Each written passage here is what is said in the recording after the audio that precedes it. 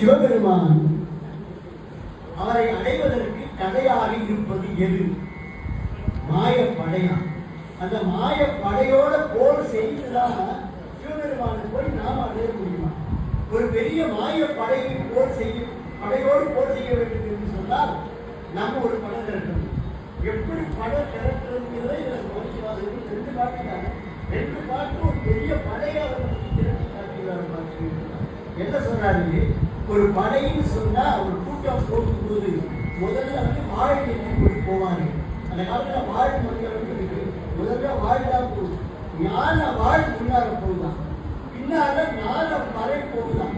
இந்த காலையில் சொன்ன மாதிரி இந்த சிவாய நம்ம மந்திரம் முழக்கிற வீரர்கள் ஞான பறை போகுதான். அதுக்கு பிறகு என்ன போகுதான்? இந்த மதியாகிய வெண் புடை போகுதான். நீட்டு கவசம் இருக்கான். இந்த வீரர்கள் ஏதோ திரும்பிய கவசமா இருக்காங்களா?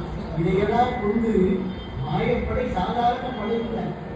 6 கோடி மாயா சக்திகள் வேறு வேறு மாயைகள் தொடங்கின. அதாவது சாதாரண படையினர் உலக போறீங்கன்னா இவ்வளவு 6 கோடி பேர் வரைக்கும் நிலைத்திருந்தாங்க. ஆனா நமக்குள்ள நம்ம சிவபான தோல்வி நினைச்சா 6 கோடி படை நமக்குள்ள சண்டை போடுதான். இதை வெல்ல வேண்டும் என்று சொன்னால் நீங்கள் இதை அணுகுங்கள். ஞான வாழ்க்கை இயங்குங்கள், நாதப்பறை அடையுங்கள், மதி வெண்புடையை கவியுங்கள், ஆன நீட்டு கவசத்தை அணியுங்கள். அதோட மட்டுமில்லை, இந்த சரியை கிரியை யோகம் நாளை அது படைக்கப்பட்ட தொண்டர்களால் பூசிக்கணும். இந்த படையில 4 வகை படை.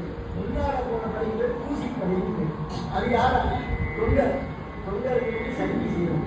தொண்டர்களால் பூசி செய்யணும்.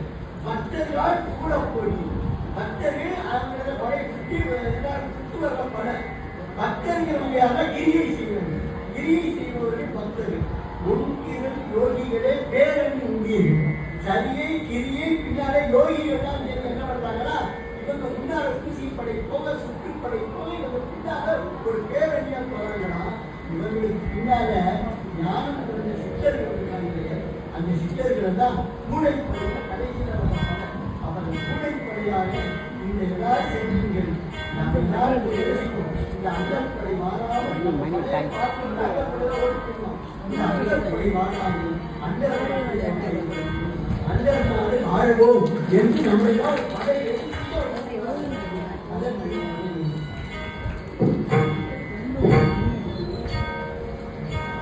திருவெண்பார் திருப்பெருமுறை